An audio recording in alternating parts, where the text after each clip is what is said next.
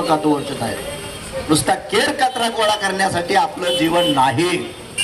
पैसा ही जीवनाची गरज आहे. पैसा मिळवला पाहिजे कष्टाने नीतिमत्तेने, पण केवळ पैसा मिळवण्यासाठी ही जिंदगी नाही. तुम्हाला माझं खरं वाटू किंवा खोटं वाटू, किती पैसे मिळवा काही सोबत येत नाही. बांधवांनो, मी रात्री श्रीगोंद्याला होतो कीर्तनाला, आणि तिथं कीर्तनामध्ये मी आत्ताच अण्णाला सांगितलं, कर्डिले साहेबाला मी आदरांजली समर्पित केली. एक चांगलं व्यक्तिमत्व गेलं, चालता बोलता गेलं, काय नेता येत नाही. आमदार होते, काय घेऊन गेले? फक्त पुण्य घेऊन गेले.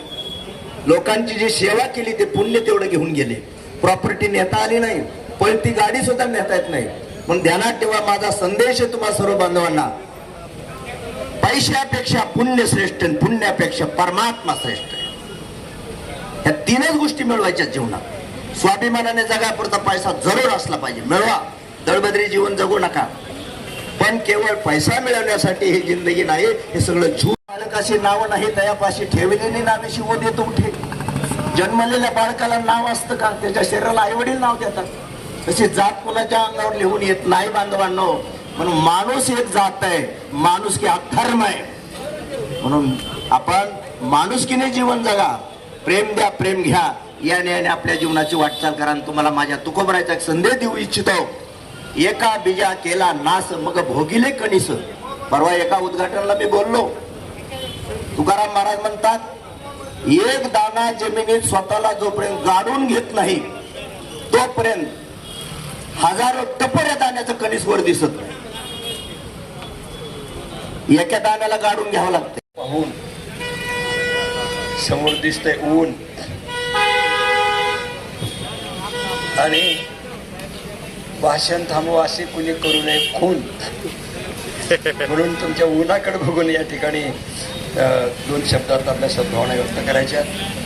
माननीय आमदार सुरेशअण्णा धस साहेब हे कार्यबाहुल्यातून वेळ काढून या ठिकाणी आले. जाऊ नका दावात, पण भाऊबीज जवळ आलेली आहे. त्या दिवशी तुम्ही गेला तर तुम्हाला बिगर साडीचं मागायला लावणार नाही. आणि एवढ्या व्यासपीठावर तुम्ही साडीचं काढलं, त्याचं कारण आहे दिवाळी आली की बायकांना साडी आठवते, त्याच्यामुळे तुम्हाला साडी आठवते. तुम्हाला खूप खूप अशा प्रकारचा धन्यवाद देतो. बापू, आपणही अनेक वेळा महत्त्वाचे संदेश देतात, त्या संदेशाप्रमाणे सगळेजण वाटचाल करत राहतात. मी अधिक काही न बोलता, येवले साहेब आपण म्हणजे इंदूरला राहत असले तर लोकांना सत्कार करावा. फौजींना विनंती करतो की या सत्काराची आपण स्वीकार करावा.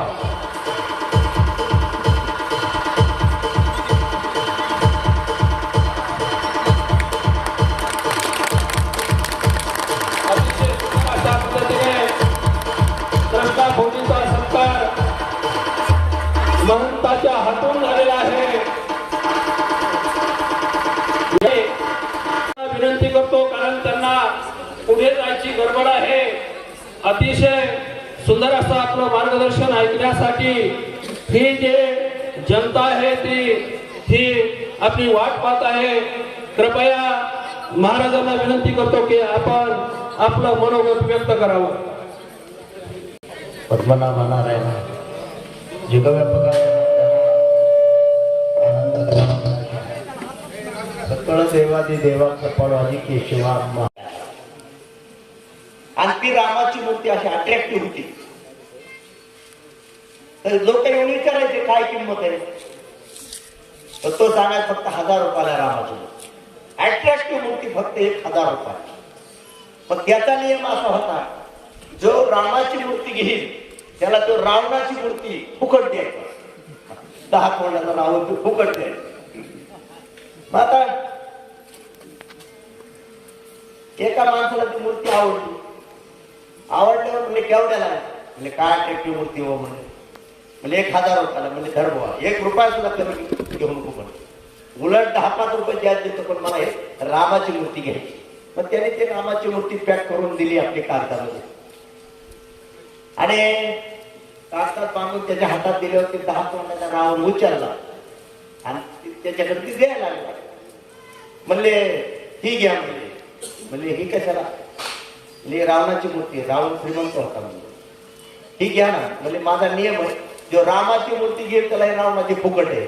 तो म्हणला ह्याला मला फुकट सुद्धा लिहायचं नाही. हे फुकट सुद्धा